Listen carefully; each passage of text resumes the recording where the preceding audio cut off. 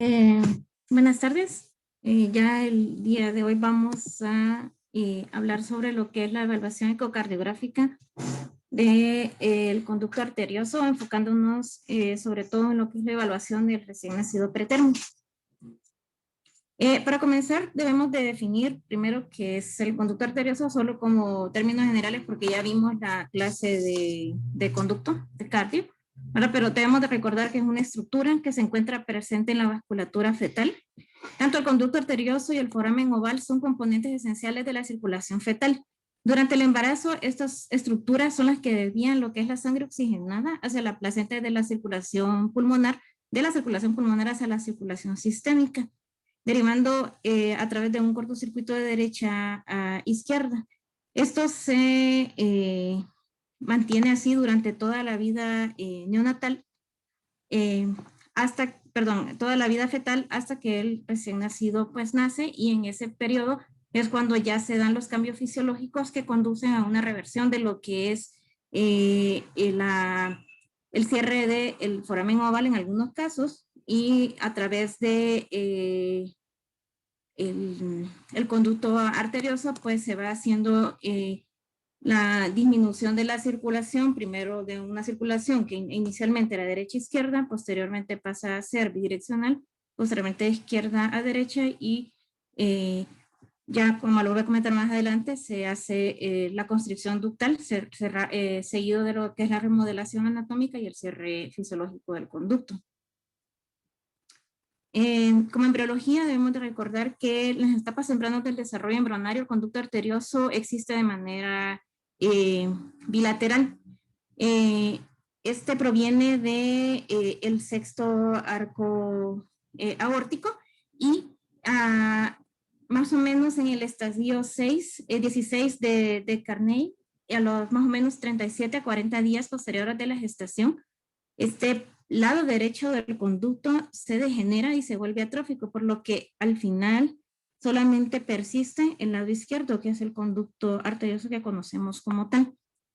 Y bueno, es el que posteriormente persiste. Por eso en algunos pacientes con algunas malformaciones congénitas podemos encontrar que existen conductos arteriosos bilaterales. Esto es por la persistencia del sexto arco del lado derecho. Es porque en este momento del estadio 16 no involucionó ese sexto arco del lado derecho. También debemos hablar un poquito de lo que es el arco. Es importante cuando hablamos de conducto arterioso determinar la lateralidad del arco aórtico. Sabemos que podemos tener dos lateralidades del arco. Tenemos el arco aórtico izquierdo y el arco aórtico derecho. Normalmente, pues lo que anatómicamente encontramos es el arco aórtico izquierdo, en donde encontramos la anatomía que usualmente vemos, en la que se inserta el conducto en la aorta descendente a nivel del istmo aórtico y distalmente al origen de la arteria subclavia.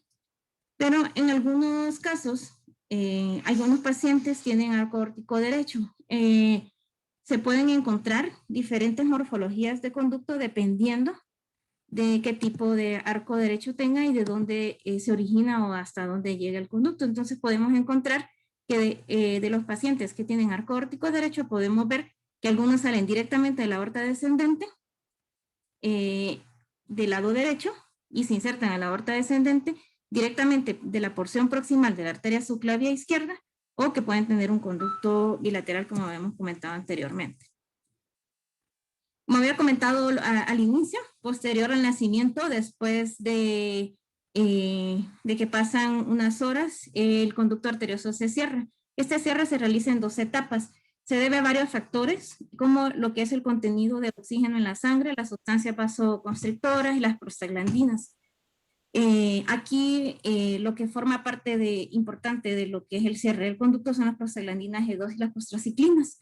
Estas son formadas tanto en la pared del conducto como en la placenta.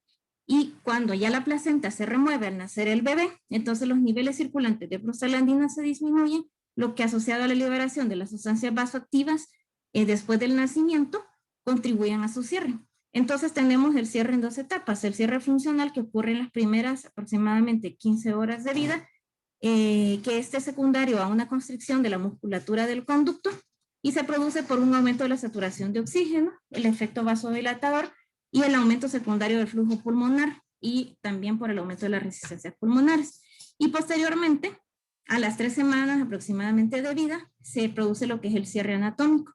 Este se produce por un estancamiento de sangre con degeneración isquémica y proliferación de fibroblastos que conlleva a la obliteración ya persistente del conducto que se forma en un tejido denso que conocemos al final como ligamento arterioso. Aproximadamente a las 8 semanas, en un recién nacido a término sin complicaciones, usualmente el 88% de los conductos están completamente cerrados. Esto es como manera de introducción. Ya para comenzar a hablar de lo que es el conducto arterioso, vamos a definirlo como una malformación vascular resultante de la falla del cierre del conducto arterioso posterior al nacimiento. De la epidemiología ya sabemos que es una cardiopatía que se encuentra aislada o en asociación a otras cardiopatías. Es importante identificar cuando realizamos nuestra valoración ecocardiográfica si el paciente tiene malformaciones asociadas, que ya vamos a hablar un poquito más adelante de esto. Cerca de la mitad de los recién nacidos con peso menor de 1.750 gramos se han visto de que tienen conducto arterioso y hasta el 80% con peso hasta menor de 750 gramos pueden presentarlo. La incidencia del conducto arterioso también vamos a ver que es inversamente proporcional al peso y la edad gestacional. Por eso es tan importante la valoración en el grupo de los recién nacidos pretérmino. Esto porque vemos que es el grupo más grande que tiene conductos arteriosos que pueden presentar repercusiones hemodinámicas. La epidemiología habíamos mencionado que de 1 a cada 2.500 recién nacidos vivos representa el 5 al 10 de las cardiopatías y es más frecuente en hombres que en mujeres. De los factores asociados, siempre que encontramos un paciente con un conducto arterioso persistente, podemos pensar en como cualquier cardiopatía multifactorial. Lo más frecuentemente asociado es la exposición ambiental en el embarazo. Hemos visto que teratógenos como el alcohol, anfetaminas, anticonvulsivantes se ven asociados a la persistencia del conducto arterioso.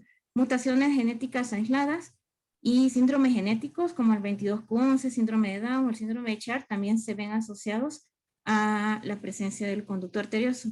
Estos síndromes, principalmente el 22q11, se ve asociado obviamente a cardiopatías complejas, ¿verdad? Como ya hemos hablado anteriormente.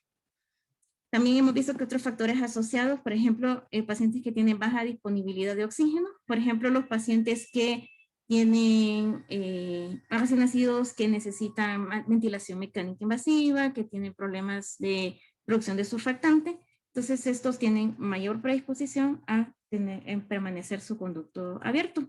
Y la inmadurez histológica, esto es otro de los riesgos importantes que tienen los recién nacidos pretérmino para tener esa permeabilidad del conducto.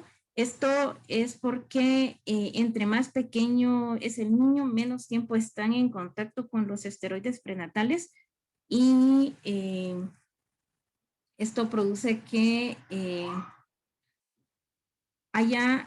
no haya un engrosamiento adecuado de lo que es la íntima del conducto y no se logran formar lo que son las almohadillas dentro de la íntima que hacen que el conducto se cierre en las etapas posteriores del nacimiento. Entonces, como todo el sistema del bebé, no solo físicamente, sino que los tejidos están inmaduros, esto hace que no se cierre por completo el conducto arterioso.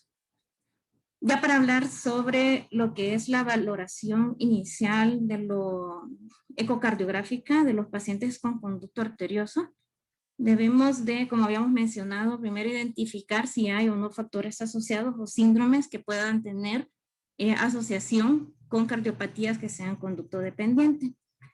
Lo importante primero es identificar la edad del paciente.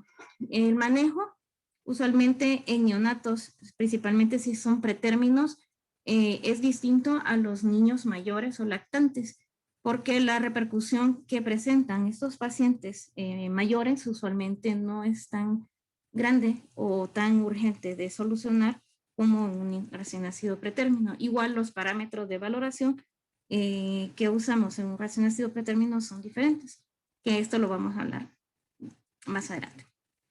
También debemos identificar la asociación con otras cardiopatías. Creo que mencionaba si habían lesiones conductodependientes o también evaluar si hay malformaciones del lado izquierdo del corazón. Siempre que vemos un conducto arterioso, debemos de identificar o buscar intencionadamente lesiones del lado izquierdo, ya sea coartación aórtica, lesiones mitrales o lesiones valvulares aórticas que pueden estar asociadas con el conducto arterioso. Y por último, ver lo que son los factores hemodinámicos y anatómicos, ¿verdad? Que es lo que vamos a hablar dentro de la valoración ecocardiográfica. El conducto arterioso, como les mencionaba, como se tiene que cerrar, usualmente hay estudios que han demostrado que el conducto se cierra espontáneamente entre los 4 y 7 días después del nacimiento. En un artículo mencionaba de que a veces el conducto arterioso en neonatos no se considera una anomalía cardíaca estructural como tal, porque todavía en las primeras semanas o meses de vida o en la etapa neonatal podemos considerarlo solamente una anomalía funcional y cierto porcentaje de estos pacientes va a tener un cierre posterior,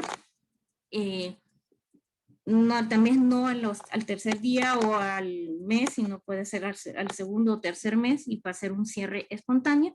Entonces, podemos considerarlo como una anomalía funcional durante este periodo. Entonces, para la evaluación ecocardiográfica, primero vamos a dividir el primer grupo, que sería como el grupo de los lactantes y los niños mayores, que los objetivos de esta valoración del conducto arterioso, pues encontré un artículo en el que mencionaba que había 10 objetivos de la valoración ecocardiográfica del conducto arterioso. El primero es demostrar la posición, el tamaño y el recorrido del conducto. Esto se va a hacer con Doppler bidimensional y color. Después hay que medir el diámetro más estrecho del conducto, siempre midiéndolo en 2D y viéndolo en Doppler color. Determinar la dirección del flujo ductal por color y Doppler, medir la velocidad sistólica máxima del flujo a través del conducto, y con esto podemos estimar también la presión pulmonar y demostrar la lateralidad del alcohol, lo que habíamos mencionado, la ramificación de los vasos supraórticos, ver si es derecho, si es izquierda. Luego, evaluar el perfil del flujo de la aorta abdominal con color y Doppler para ver si hay inversión del flujo diastólico. Esto es importante de evaluar porque así podemos nosotros determinar si hay o no datos de repercusión hemodinámica. Hay que evaluar también las ramas de la arteria pulmonar, ¿verdad? Ver si hay estenosis. Algunas ocasiones, a veces en el área de la inserción del conducto podemos ver que hay estrechamientos, entonces pueden generar aceleraciones o disminución de esa área donde está el área del conducto. Entonces, a veces cuando hay conductos arteriosos en la rama izquierda de la arteria pulmonar podemos ver disminución del calibre. También debemos evaluar el tamaño de la aurícula izquierda, el tamaño y la función del ventrículo izquierdo. Y pues demostrar cualquier lesión asociada, que es lo que habíamos mencionado previamente. Los parámetros más importantes que podemos ver dentro de la valoración de los niños es ver cómo es el flujo del cortocircuito, la relación atrio izquierdo-aorta, si hay dilatación de cavidades izquierdas, aquí también tenemos que ver cómo está la función, el flujo reverso de la aorta abdominal, y ahorita voy a mencionar un poco lo que son las vistas ecocardiográficas donde podemos ver estas mediciones.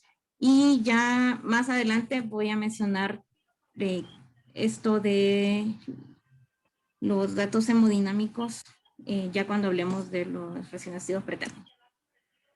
Entonces, en este video podemos observar que leí un artículo en el que mencionaba que el conducto se puede visualizar desde muchas ventanas, pero hay una ventana en específico que menciona que es la ventana ductal. Esta se coloca el transductor en la parte alta paraesternal del lado izquierdo. En esta vamos a obtener lo que es una imagen 2D del conducto arterioso. Lo que se trata es de lograr abrir tanto las ramas como el conducto arterioso y la llegada de esta hacia la aorta descendente. Entonces el transductor se coloca, como podemos observar aquí en el video, casi como para external izquierdo, pero con la muesca viendo hacia horario a las 12. Y este es una de las vistas como más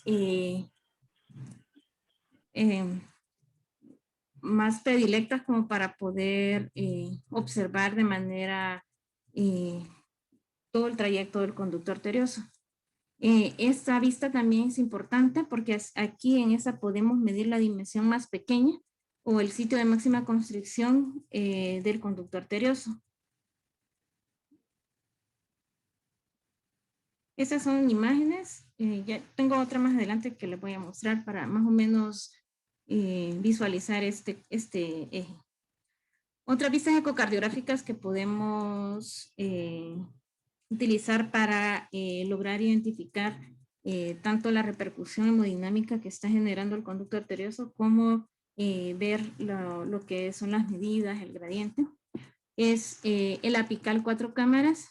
Este corte o este eje nos permite a nosotros visualizar tanto si hay o no dilatación de cavidades izquierdas y cavidades derechas, ver el grado de regurgitación tricuspidio y esto nos permite estimar la presión pulmonar. Los datos de hipertensión pulmonar también se pueden buscar de manera indirecta. Este es uno de los datos o criterios importantes que nosotros tenemos que identificar para poder considerar al paciente como candidato para cierre del conducto arterioso de manera rápida.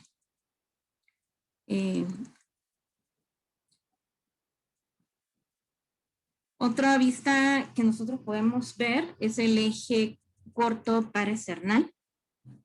En este eje, que es el que ya conocemos nosotros con nuestra muesca del transductor hacia el hombro izquierdo del paciente, nos permite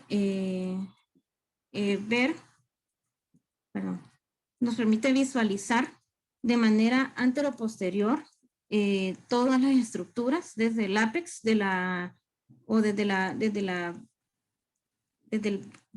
dos cámaras cardíacas de ventrículo derecho, ventrículo izquierdo y septo interventricular hasta llegar al área donde tenemos nuestra válvula aórtica y aquí tenemos nuestro tronco de la arteria pulmonar, la bifurcación de las ramas y en este corte podemos observar la llegada o la entrada del conducto arterioso. Aquí también podemos visualizar la boca pulmonar y podemos visualizar también si hay o no insuficiencia pulmonar y ver también el gradiente que nos está generando el conducto arterioso. La vista del paraesternal largo, este es un eje que nos permite estimar lo que es la relación atrio-izquierdo-aorta. Este es un diámetro importante que se utiliza para valorar lo que es el grado de carga de volumen auricular izquierdo. Esta relación se correlaciona significativamente con el aumento del flujo pulmonar que está generando el flujo del conducto arterioso. El parámetro base que nosotros utilizamos para considerar que el conducto arterioso tiene una repercusión hemodinámica o está generando algún grado de repercusión hemodinámica es que tenga una relación de atrio izquierdo mayor de 1.5. Como podemos observar en esta imagen, medimos aquí en un modo M. Cuando hablemos de recién nacido, ya las técnicas las voy a explicar en ese momento, porque como se puede hacer ambas valoraciones de manera similar en algunos para ver repercusión tanto en neonatos como en niños, entonces para no volver a repetirlo, entonces lo menciono hasta después. Si se fijan, hola, buenas tardes. Perdón, si se fijan, ese es del artículo de los neonatólogos haciendo eco funcional en el recién nacido. Y si se fijan, es justo como no se debe medir, ¿no?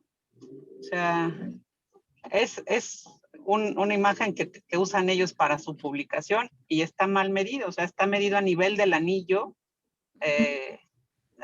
valvular y no a nivel de la raíz aórtica, que es donde debes medir o sacar la relación raíz aórtica con la aurícula izquierda, ¿no?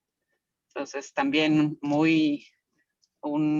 desde mi punto de vista también no está completamente perpendicular a la dirección de las estructuras.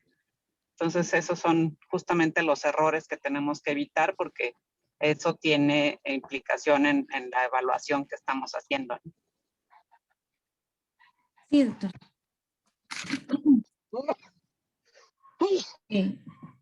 Esta imagen es más o menos, no pude encontrar una de la imagen ductal, pero más o menos esta se asemeja. Lo que intenta ver es como la llegada de ambas ramas y la llegada del conducto, y lograr medir aquí a nivel de la llegada de la boca pulmonar y la llegada del conducto a través de su paso, o ver toda la extensión de esta hasta llegar a la aorta descendente. Más o menos es la vista que les mostraba en el video anterior. Otra imagen, otra corte que nosotros podemos utilizar para la valoración del conducto arterioso es el eje suprasternal. En este podemos valorar varias vistas. Aquí podemos ver lo que es la vista aórtica, podemos ver la lateralidad del arco, que nos permite, como les mencionaba, definir o determinar si la lateralidad del arco es izquierda, es derecha. También nos permite observar lo que es la vista ductal, como en este diagrama que podemos ver aquí, en el que vemos tanto la arteria pulmonar izquierda, la aorta y la llegada del conducto arterioso.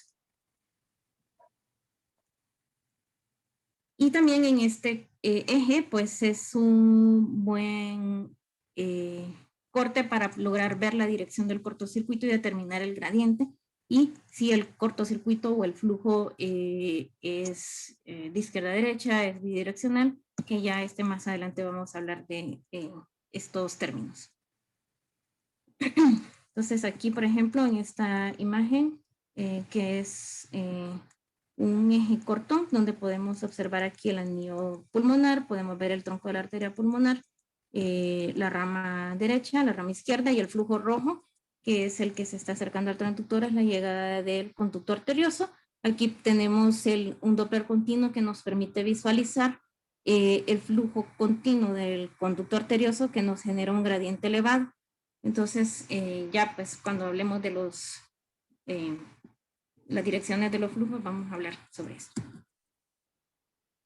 Aquí también podemos ver el tamaño del conducto arterioso. Esto es una buena vista porque nos permite ver tanto lo que es la boca pulmonar, o sea, la llegada de la porción proximal a la rama izquierda, y también nos permite medir lo que es el extremo aórtico, que es la porción que llega a la aorta descendente.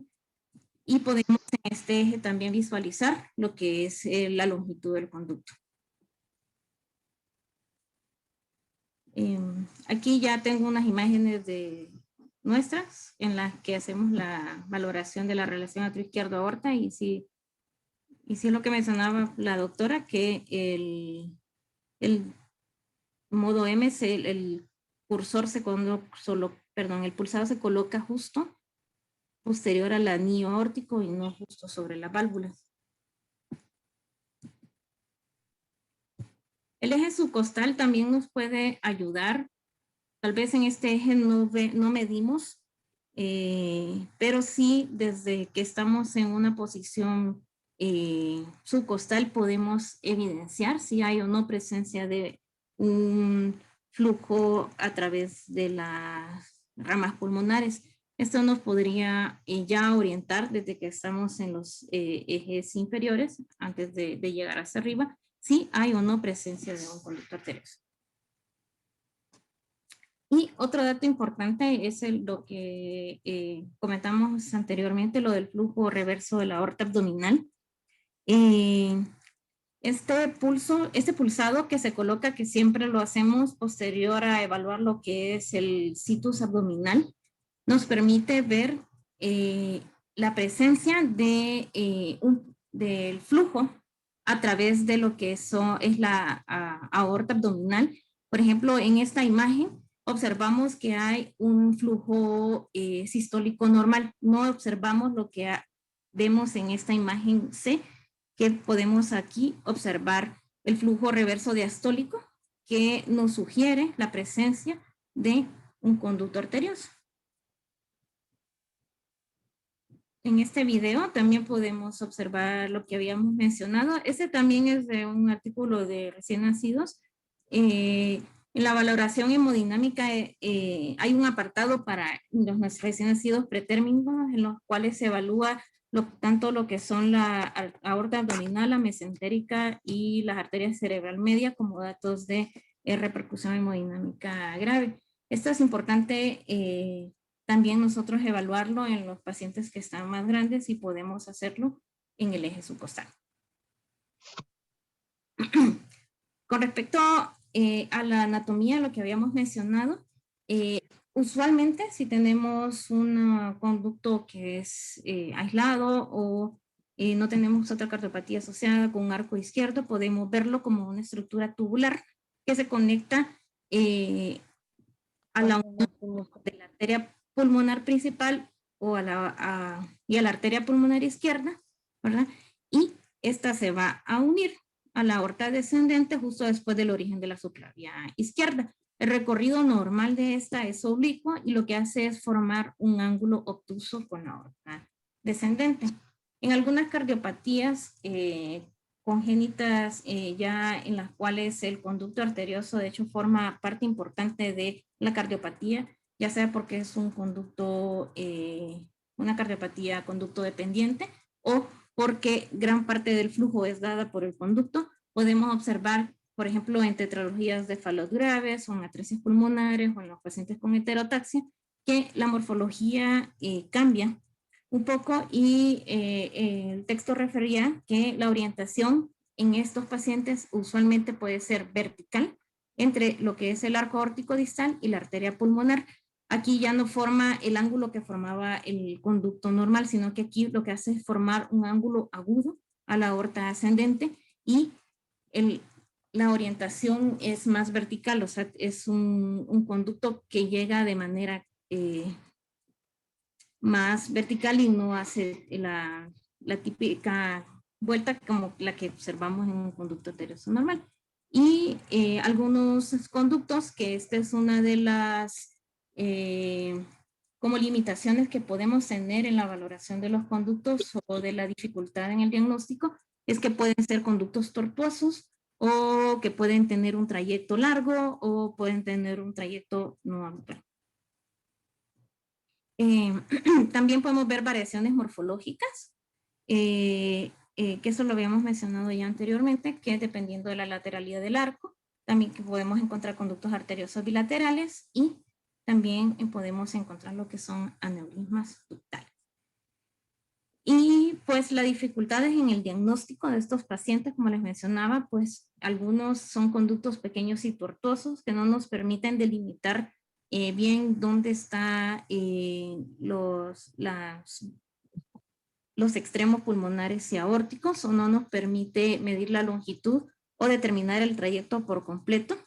Los pacientes que tienen, por ejemplo, enfermedades pulmonares severas, tienen ventanas que no son muy fáciles de evaluar, por lo que a veces localizar el conducto arterioso se hace complicado.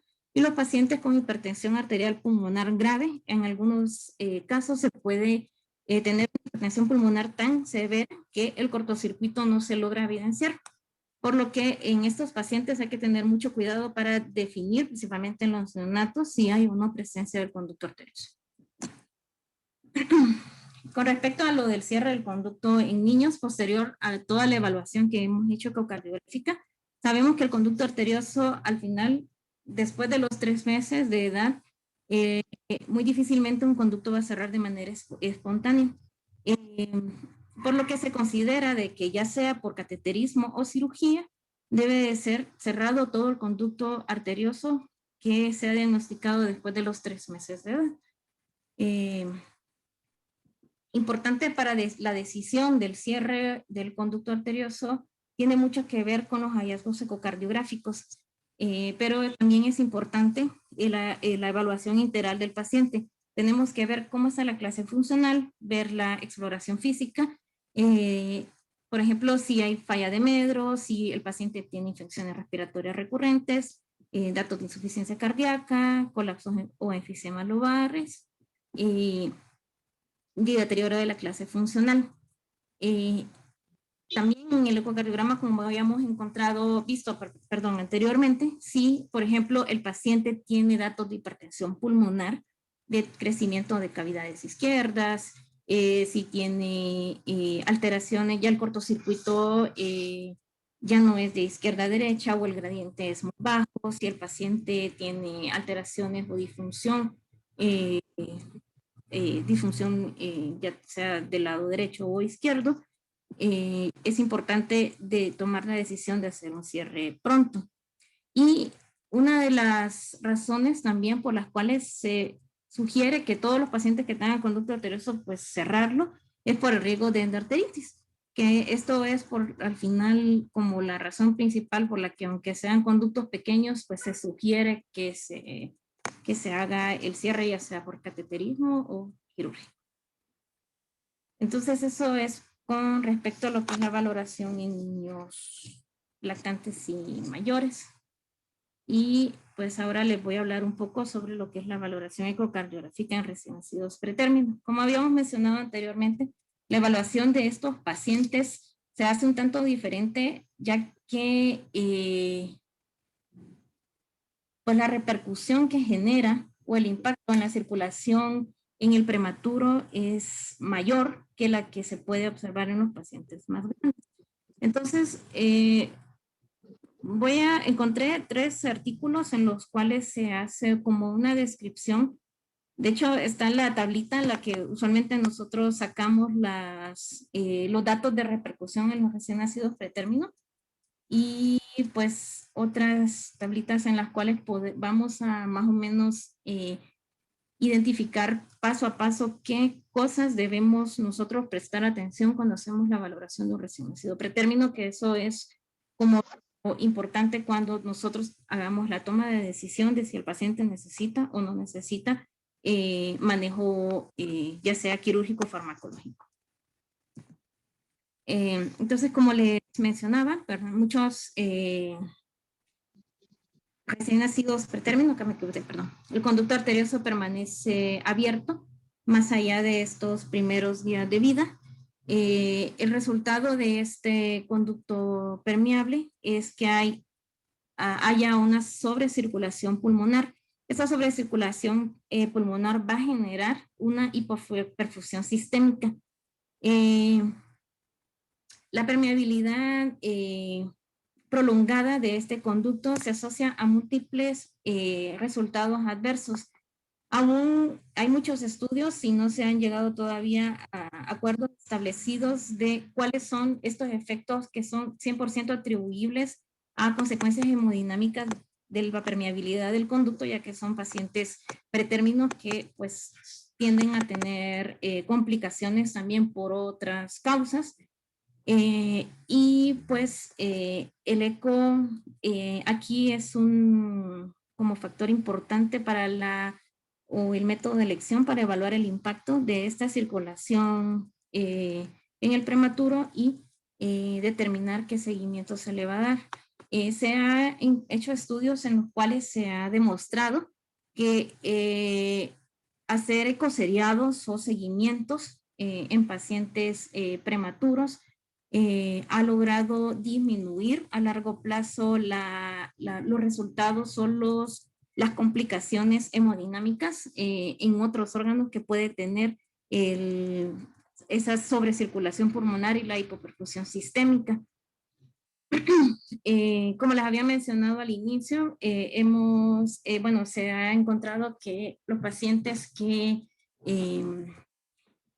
tienen un peso bajo al nacer, tienen más posibilidades de tener un conducto permeable y se han hecho seguimientos de que si los pacientes que tienen un peso de más de 1000 gramos pueden tener hasta un 90% de un cierre espontáneo ya posterior a a su periodo neonatal. Y los que tienen un extremo bajo peso al nacer, se ha observado que el porcentaje disminuye hasta 34% a los 8 días de cierre espontáneo. Entonces, esto es lo que les mencionaba. Y la incidencia, pues, es muy variable, ¿verdad? Y entre más pequeño es el bebé, más riesgo tiene de tener un conducto que requiera cierre, ya sea farmacológico o un tratamiento quirúrgico. Entonces, como les había mencionado al inicio que hablábamos sobre la circulación fetal, habíamos hablado de que tenían sus cortocircuitos, tanto lo que es el foramen oval y el conducto arterioso.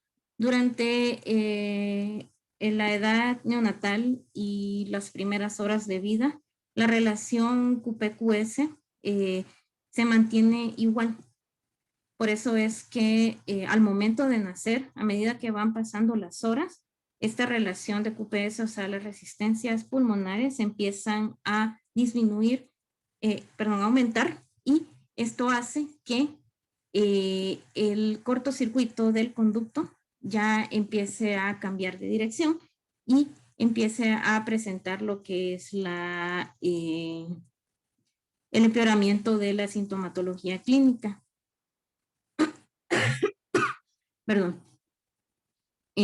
Los signos de que el paciente está presentando alteraciones a nivel de una repercusión por un conducto permeable que está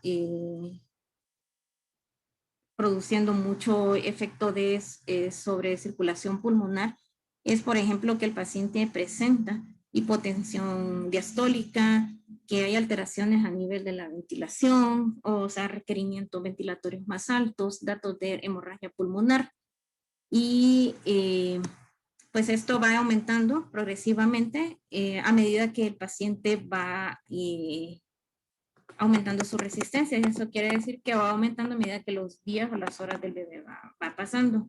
Se realizó en este artículo que revisé, mencionaba de que se había hecho un estudio de que los datos clínicos de los pacientes, de hecho, no aparecen, sino hasta más bien o sea, se puede hacer un ecocardiograma 2 días antes de que comience la sintomatología clínica. O sea que de hecho por eso es tan importante hacer el diagnóstico ecocardiográfico en estos pacientes y hacerlos de manera temprana, ya que en este estudio se observó, por ejemplo, que si se hacía un ecocardiograma, por ejemplo, el día de hoy, el paciente aún sin presentar sintomatología clínica podía tener datos ecocardiográficos de repercusión sin presentar síntomas clínicos de repercusión hemodinámica como tales, ya lo que mencionamos de hipotensión, datos de bajo gasto, lo que mencionan de los pulsos saltones, y ya hasta las 48 horas después se vio asociado de que los hallazgos ecocardiográficos sí coincidían con la sintomatología clínica. Entonces, por eso es bien importante hacer estas evaluaciones ecocardiográficas, ya que estos resultados nos pueden permitir decidir en qué momento realizar un abordaje, ya sea farmacológico o terapéutico quirúrgico.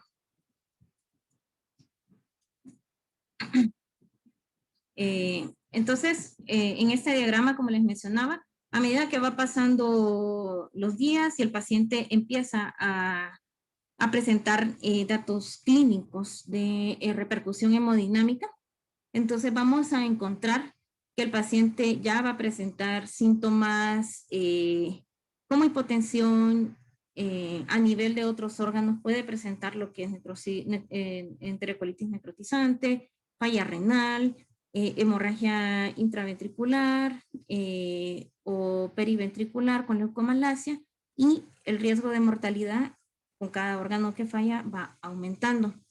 Esto va relacionado justo con los hallazgos ecocardiográficos y los parámetros de disfunción que se han encontrado. Por ejemplo, los parámetros ecocardiográficos que se asocian con estas sintomatologías clínicas que vemos de hipoperfusión de tejidos de otros órganos, es, por ejemplo, lo que habíamos hablado de la del flujo diastólico a nivel de la aorta descendente, medición a nivel de la arteria cerebral media, que solo hacen pues, los neonatólogos, y a nivel pulmonar podemos observar que haya hemorragia pulmonar, lo que habíamos mencionado, prolongación de la dependencia de oxígeno, datos de displasia broncopulmonar y los hallazgos ecocardiográficos que hacen como correlación con los hallazgos clínicos son los que ya ahorita vamos a mencionar, así de a poquitos. Entonces, la evaluación del conducto arterioso se deben incluir pues cuatro ítems, ¿verdad? Primero, lo que es la característica del conducto, lo que son los índices de sobrecirculación pulmonar, los índices de sobrecarga de volumen izquierdo y los índices de perfusión sistémica, que es lo que habíamos hablado ahorita. Esta tabla es lo que resume más o menos lo que estoy mencionando aquí. Entonces, vamos a ir desglosando cada uno de ellos. Podemos ver en el número 1, en el que dice que hay que primero definir cuáles son las características, las dimensiones y el flujo que nos está dando ese conducto. Primero hay que medir el diámetro de este y luego ver el flujo o la dirección del flujo, que es lo que habíamos mencionado anteriormente, si es de izquierda a derecha, si es un flujo bidireccional o si es de derecha a izquierda. Luego tenemos que ver cómo está la velocidad en sístole y en diástole, ¿verdad? Y esto medirlo sobre metros sobre segundo y así estimar el gradiente. Esto es con respecto a lo que las características del conducto. Luego hay que ver los índices de sobrecirculación pulmonar. Estos índices de sobrecirculación pulmonar se refiere a lo que es la medición del gasto cardíaco, ¿verdad? Que esto es muy importante porque ya cuando leemos un poquito lo del síndrome postligadura, vamos a ver que esta medición antes de hacer la cirugía nos puede predecir si va a tener el paciente riesgo o no de presentar síndrome de postligadura o no. Luego tenemos que ver las mediciones a nivel del lado derecho, del lado izquierdo del corazón. Entonces, en tenemos que hacer la medición, lo que habíamos mencionado nosotros, del atrio izquierdo aorta, el diámetro diastólico del ventrículo izquierdo, la velocidad de las venas pulmonares, la velocidad que genera o el gradiente que nos da la rama izquierda de la arteria pulmonar. Y también tenemos que ver que esto es la medición que hablábamos en 4 cámaras de la relación EA y ver, bueno, la velocidad para medir lo que es la velocidad aórtica para medir lo que es el tracto de salida del ventrículo izquierdo para nuestro gasto cardíaco. Y por último, lo que son los índices de hipoperfusión sistémica, que es lo que mencionábamos anteriormente, que es los datos a nivel de la aorta descendente, del tronco celíaco y de la arteria cerebral. Y esta es la tablita, pues la que nosotros usualmente utilizamos en este esquema. Pues lo que se hizo fue como, este es de otro artículo también, que es también de neonatología, en el que proporciona una descripción general de todos los índices ecocardiográficos del volumen de la derivación transductal y los valores de corte que podemos utilizar nosotros para identificar el tamaño de un conducto arterioso, ya sea pequeño, si es moderado o si es un conducto arterioso grande, ¿verdad? Entonces, a través de estos parámetros, nosotros podemos ver o determinar qué tanta repercusión está generando este conducto arterioso en el paciente y así pues valorar el uso de manejo médico o pues ya decidir un manejo quirúrgico dependiendo del caso. Entonces, el primer ítem que me habíamos mencionado es las características del conducto arterioso. Esta vamos a ver el diámetro, la dirección del flujo y la velocidad del flujo sistólico y diastólico. El diámetro lo podemos expresar como un valor absoluto. El corte más pequeño que se utiliza es de 1.5 milímetros y también lo podemos indexar a la dimensión de la rama izquierda de la arteria pulmonar. Y en el cuadrito que les había mostrado anteriormente, nos mencionaba que dependiendo de el tamaño que, aquí se lo puedo mostrar acá, del tamaño de la relación del conducto con la rama izquierda, si es menor de 0.5, entonces consideramos que es un conducto que es pequeño. Y si es mayor de 0.5 hasta 1, es moderado. Y si es un mayor de 1, es grande. Entonces, estas son las correlaciones que nosotros vamos a ir haciendo. También vamos a indexar el peso del paciente con el tamaño del diámetro del conducto, ¿verdad? Y en la tablita únicamente lo expresa si el tamaño es de más de 1.4, ya lo considera como un conducto arterioso grande. No es el tamaño absoluto, De la es boca 1.4, o sea, indexado al paciente del peso. 1.4 milímetros por kilo de Por peso. kilo de peso. Sí, indexado con el peso del paciente.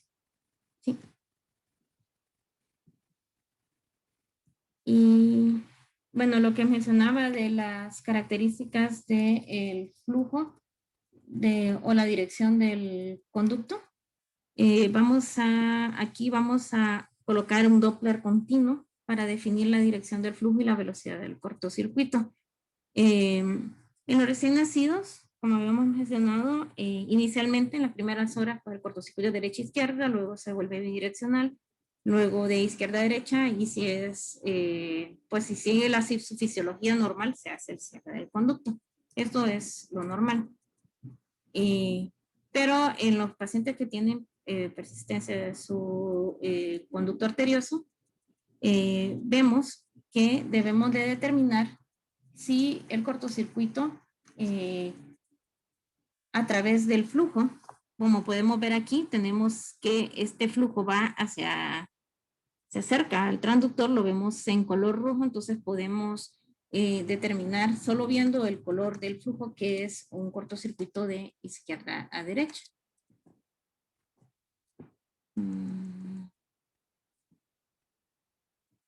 Aquí, por ejemplo, podemos ver que podríamos considerar como un cortocircuito bidireccional. Porque si observamos aquí, tendríamos que ver, bueno, les voy a enseñar las imágenes posteriores de lo que es el Doppler, pero primero es observar cómo es el flujo, color, a través del conducto arterioso. Y luego ya sacamos el flujo del cortocircuito. Entonces, ya posteriormente a determinar dónde pasa el flujo y sacar nuestro Doppler continuo, tenemos que definir si el cortocircuito es, bueno, si es de izquierda a derecha, si es de derecha a izquierda, si es de bidireccional. Tenemos, bueno, los patrones son 4. Primero, tenemos el cortocircuito no restrictivo de izquierda a derecha y el restrictivo de izquierda a derecha. Estos dos son los que usualmente nosotros la mayor parte de las veces observamos en los pacientes que tienen un conducto arterioso. En los no restrictivos, lo que vamos a ver es que se ve un flujo de conducto con una velocidad sistólica pico baja. Entonces, si vemos aquí, es una velocidad sistólica baja, pero con una velocidad diastólica alta. Y esto lo determina el valor máximo, una relación entre el valor máximo y mínimo que sea mayor de 2. Al contrario, Claudia. O sea, tienes una velocidad sistólica alta y una velocidad diastólica baja. Eso es lo que te va a hacer una relación B máxima, B mínima mayor de 2. Sí, sí, perdón. Y en esta, perdón, al revés, y en los flujos restrictivos, que cuando hablan de restrictivos no significa que el conducto se esté cerrando, sino que las velocidades sistólicas pico, ambas, sistólica y diastólica, son altas. Y no, pues sí puede significar que se esté cerrando el conducto. O sea, Algunas veces, el que haya restricción al flujo quiere decir que el conducto es lo suficientemente pequeño para producir una diferencia de presión una diferencia de presión alta entre la aorta y la arteria pulmonar. Y habitualmente eso ocurre cuando son conductos pequeños o que están en vías de cierre. De hecho, ese patrón que tienes es el que consideramos como en vías de cierre, dependiendo también obviamente del tamaño del conducto. Sí, doctor. Y los otros dos flujos, pues son los que tenemos el flujo bidireccional, que tenemos un flujo tanto de izquierda a derecha como de derecha a izquierda, ¿verdad? Y tenemos que determinar cuál es el predominio, si es si tiene predominancia de izquierda a derecha o predominancia de derecha a izquierda. Y esto se determina a través de si está en más o menos del 30% del ciclo cardíaco. Y el flujo de completamente de derecha a izquierda, pues ya vemos que es que las presiones pulmonares se consideran que están suprasistémicas. Acá hay un ejemplo de la medición de el gradiente a través del conducto arterioso. Y este es otro esquema que representa los diferentes patrones de flujo a través del conducto arterioso. El primero es el de derecha a izquierda. Acá vemos la derecha, arriba a izquierda. El B es el bidireccional, que tiene tanto flujo hacia derecha a izquierda, y el C, que es el flujo de completamente de izquierda a derecha.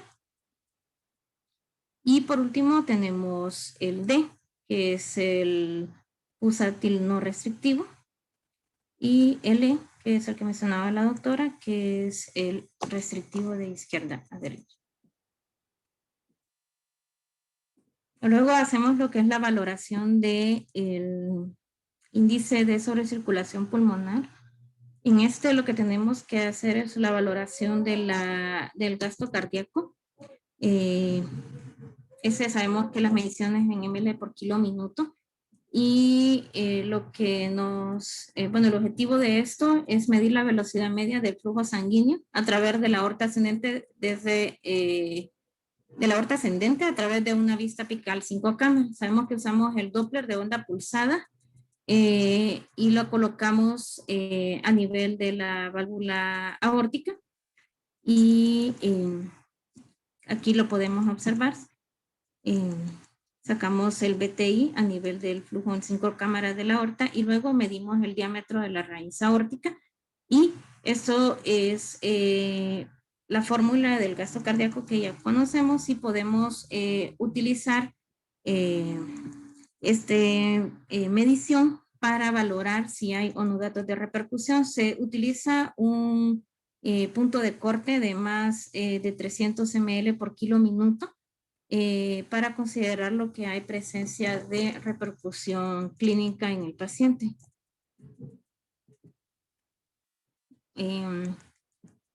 Otra medición importante que se utiliza en los neonatos es la relación siempre del gasto cardíaco con la vena cava superior, y este se ha sugerido como uno de los marcadores de gravedad de conducto arterioso. Y bueno, se hizo un estudio prospectivo, mencionaba el artículo, de recién nacidos de menos de 30 semanas, en las cuales la medición de esta relación entre el gasto cardíaco y el flujo de la vena cava inferior de 2.3 en pacientes sin conducto, pues esto era como el punto de corte para considerarlo normal. Y los pacientes que ya tenían un valor por arriba de 4, entonces se considera, o ese fue el valor que los autores escogieron para decidir que era un conducto que estaba generando repercusión hemodinámica. Luego tenemos lo que es la velocidad diastólica de la rama izquierda de la arteria pulmonar.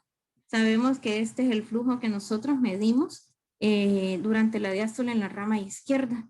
Y aquí podemos observar en esta imagen la presencia del flujo de la rama izquierda durante la diástole, que es indicativo de que hay presencia de un conducto arterioso, como podemos observar en esta imagen, que vemos este flujo aquí. Luego lo que habíamos mencionado de la relación atrio-izquierdo-aorta, que ya lo habíamos comentado anteriormente. El punto de corte utilizado es de una relación de más de 1.5 para considerarlo un paciente con datos de repercusión hemodinámica. Y también se utiliza lo que es la medición del diámetro diastólico del ventrículo izquierdo, que esto nos permite evaluar el efecto de la carga de volumen que se está generando en el ventrículo izquierdo. Y esto es un parámetro que podemos utilizar en ecos seriados para ir valorando si va aumentando la repercusión o el efecto de carga a nivel del ventrículo izquierdo. Otro parámetro que también mencionan es el flujo de las venas pulmonares. Este es, pues se puede realizar en una vista supraesternal alta.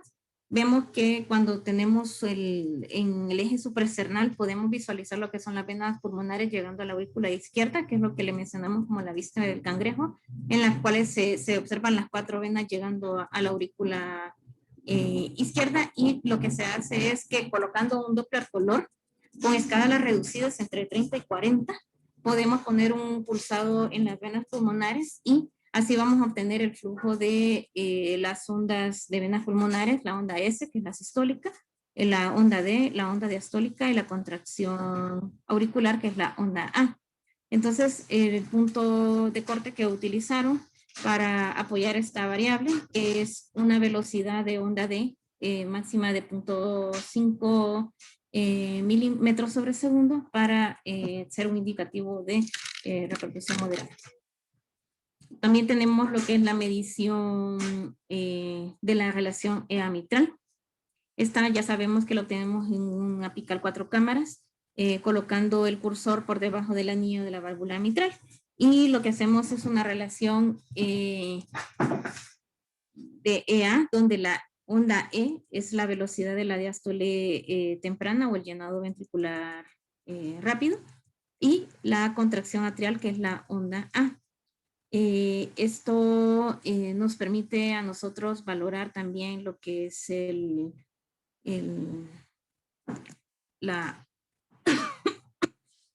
hay o no datos de repercusión como datos de función ventricular. Recordémonos que en la función diastólica también la podemos valorar evaluando lo que es la EA. Entonces, en esta imagen vemos aquí, por ejemplo, es una onda EA con una onda EA mayor a 1, en el que hay predominio de llenado diastólico temprano en un recién nacido a término. Y en la B es el recién nacido sin conducto arterioso, que es el patrón que normalmente vemos nosotros en neonatos, que es una relación EA menor de 1, en la que hay disminución de la función diastólica del ventrículo izquierdo, y en la que sabemos nosotros llenado auricular tardío pues genera una mayor una parte alta de lo que es el llenado ventricular. Y en la C, que es la imagen de un recién nacido con conducto arterioso, observamos el patrón, una EA, que es el que mencionábamos anteriormente, que comentaba la doctora, de pseudo normalizado, porque pues parece un patrón normal, pero en los neonatos no es normal, porque usualmente el patrón regular es la relación EA menor de 1, y esto se debe a que la presión de la aurícula izquierda es alta, y lo que produce que haya una apertura de la válvula mitral, perdón, antes, Y esto lo que lleva es un llenado pasivo temprano que produce una relajación isovolumétrica acortada. O sea, que tiene una relajación isovolumétrica de menos de 40 milisegundos. Que esto también se considera como datos de repercusión hemodinámica, ya que pues lo que hablábamos aquí anteriormente, en la que el tiempo de resolución isovolumétrico entre el cierre de la válvula aórtica y la válvula mitral. Entonces, si se produce esta pseudonormalización, quiere decir que este tiempo se reduce. Y bueno, lo de las valoraciones de la repercusión sistémica, ya nosotros lo que realizamos es solamente la medición del flujo diastólico de la arteria de la aorta abdominal y vemos también, a veces se pueden lograr ver lo que son las arterias artéricas y también los neonatólogos utilizan lo que es la valoración de la arteria cerebral media y de las arterias celíacas, en las cuales se puede observar lo que es un Doppler pulsado de estos vasos y se observa ese flujo diastólico reverso a nivel de los vasos o de las arterias conductales, que aquí lo podemos ver en estas imágenes. No, no es exclusivo de los neonatólogos, ¿eh? O sea, son vasos que están al alcance y que todos podemos valorar.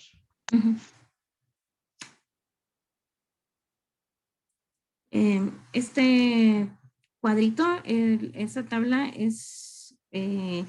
se hizo como un estudio así como de corte en el que se vieron como la reproducibilidad de las medidas ecocardiográficas de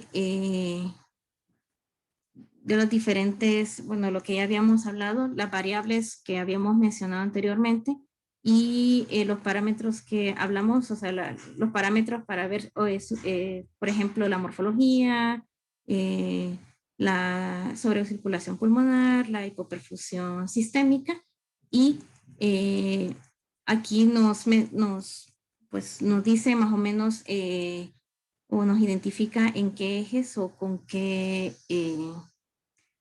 modo podemos nosotros reproducir estas mediciones. Y aquí están los puntos de corte, que es lo que habíamos hablado anteriormente, para considerar al conducto según su tamaño. Y ya, bueno, ya casi para terminar, lo de la importancia de la valoración hemodinámica, pues la predicción precoz de lo que es el conducto arterioso con repercusión mediante estos predictores ecocardiográficos tempranos nos ayudan a limitar lo que son las complicaciones a largo plazo en los pacientes pretérmino que tienen conducto arterioso con mucha repercusión hemodinámica. La mayoría de los parámetros estudiados tienen buena especificidad, pero carecen de sensibilidad. Y pues un estudio cohorte que se hizo, que mencionaba el artículo, menciona que un ecocardiograma temprano se asoció con una disminución en la mortalidad y la probabilidad de disminución de hemorragias pulmonares.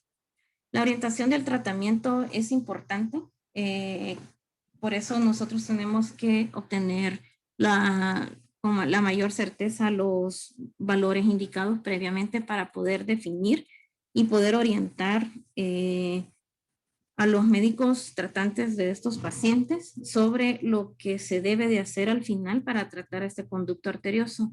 Nosotros pues debemos hacer una integración tanto del contexto clínico del paciente como los índices hemodinámicos encontrados en el ecocardiograma. Esto con el objetivo de crear estrategias, ya sea de tratamientos farmacológicos o quirúrgicos que nos permitan darle un tratamiento temprano y poder evitar pues las complicaciones que ya habíamos mencionado anteriormente.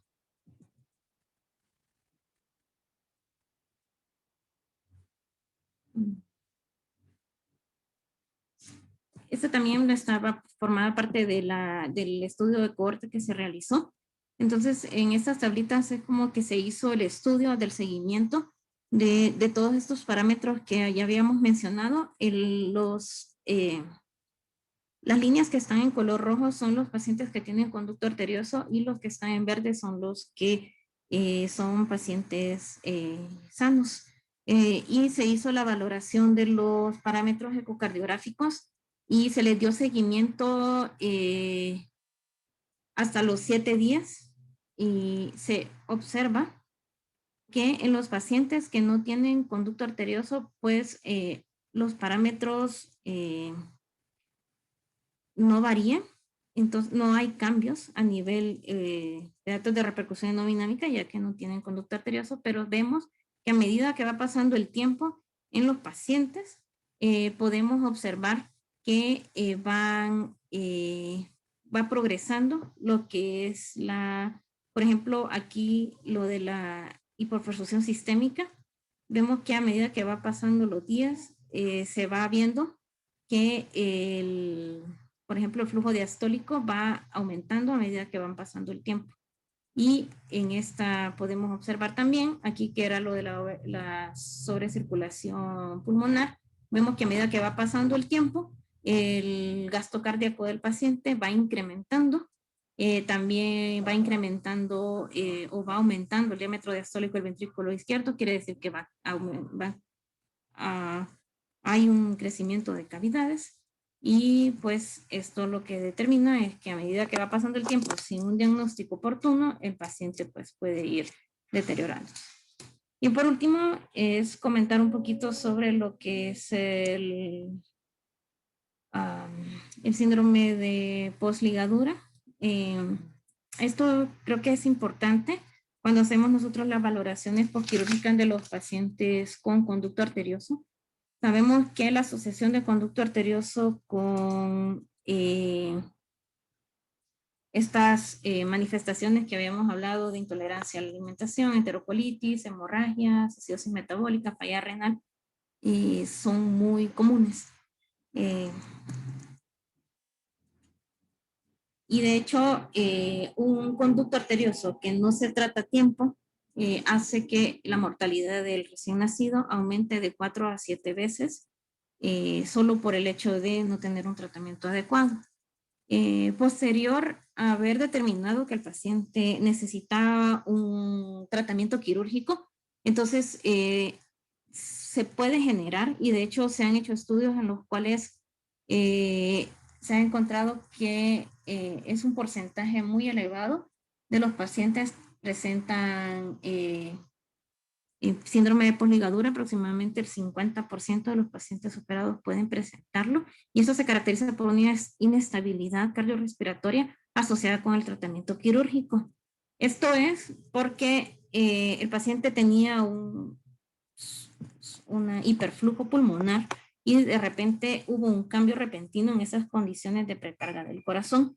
Ese cambio súbito va a producir datos de bajo gasto cardíaco que van a requerir un tratamiento inotrópico en las primeras horas post ligadura. El seguimiento de estos pacientes, por eso en las primeras horas es sumamente importante. Como les mencionaba, por eso es sacar un gasto cardíaco en estos pacientes es importante porque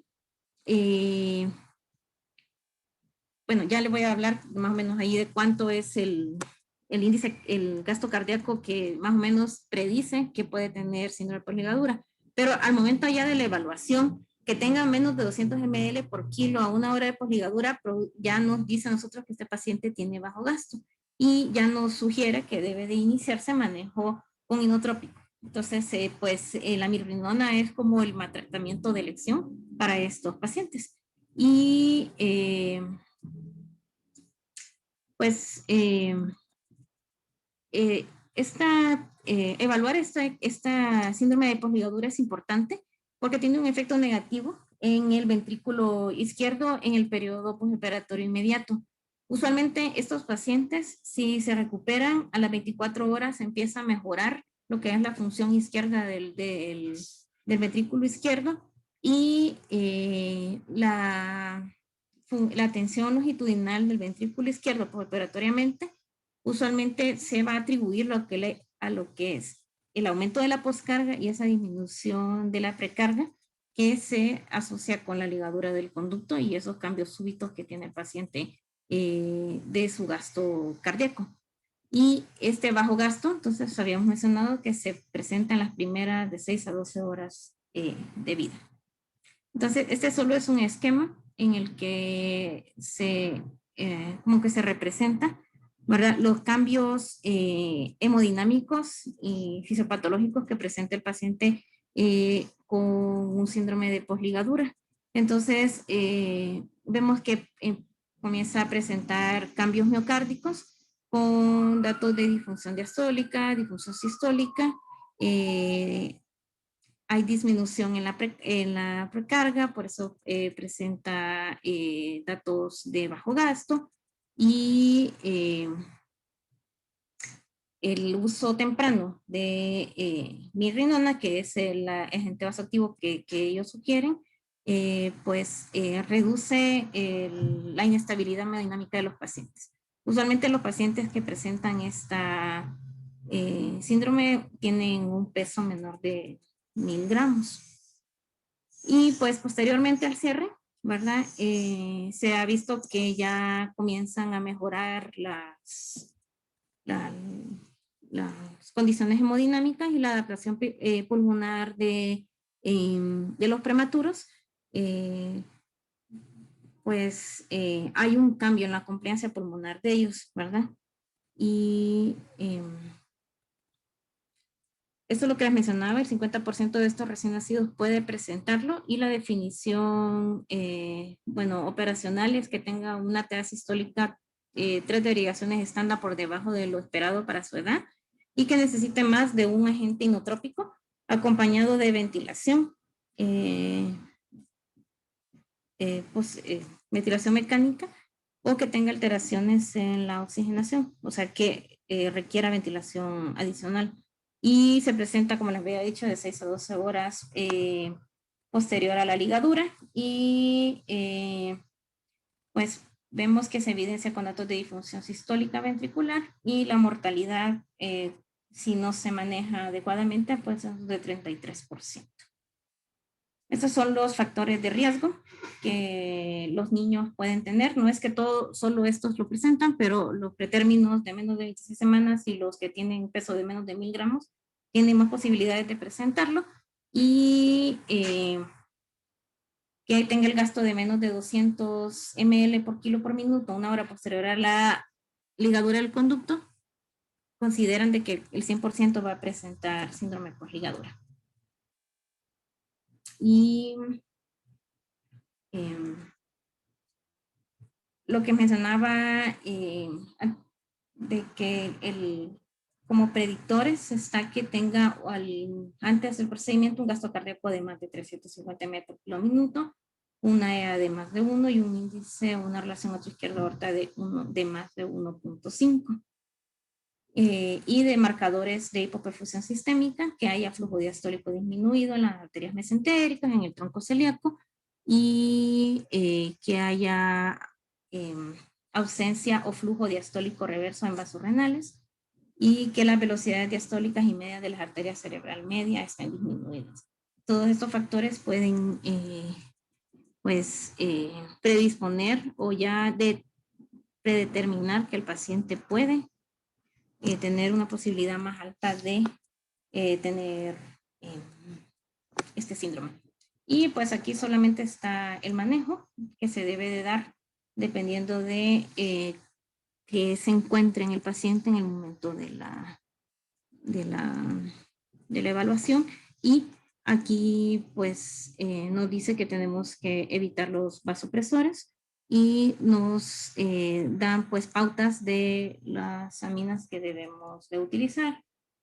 Y por último es esta tablita que nos habla de los criterios ecocardiográficos que podemos considerar como referencia para considerar a estos pacientes como de riesgo para presentar lo que es el síndrome de postligadura.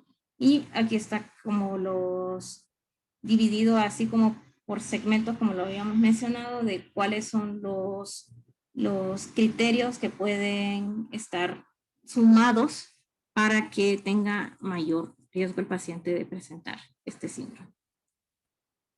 Y eso es todo.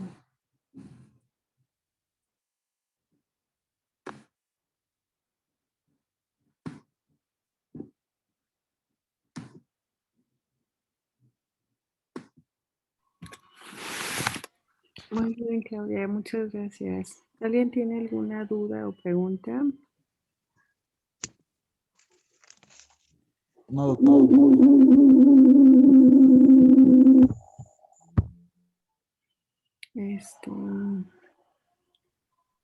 No, pues yo tampoco tengo comentarios. Todo muy bien. Gracias, doctora. Doctora Rosario, ¿algún comentario?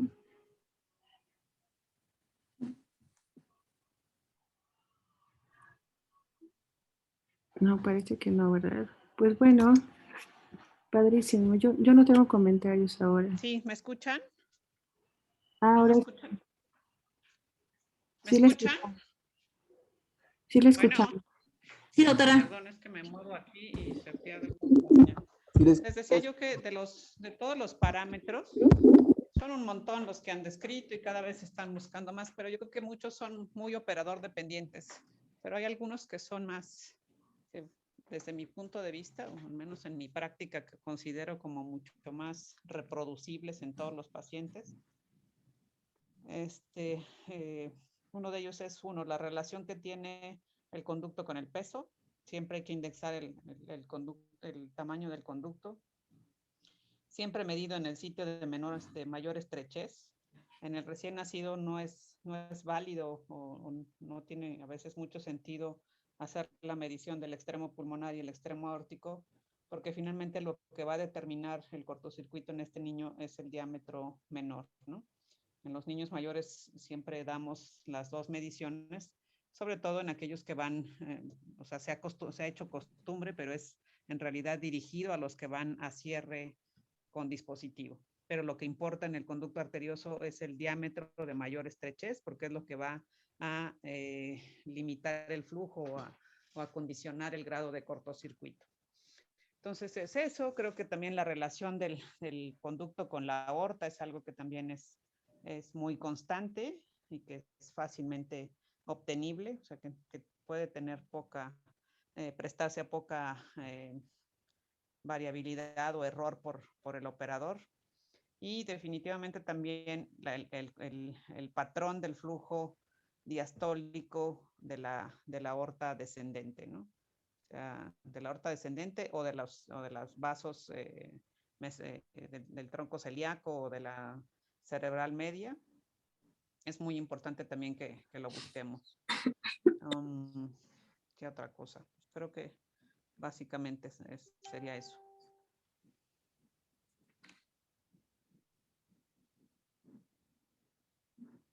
Sí, doctor. Gracias, doctora. Gracias, doctora. Gracias, doctora. Bueno, nos vemos mañana. Gracias. Buenas noches. Bye. Gracias. Buenas noches. Gracias, bye. Gracias, bye.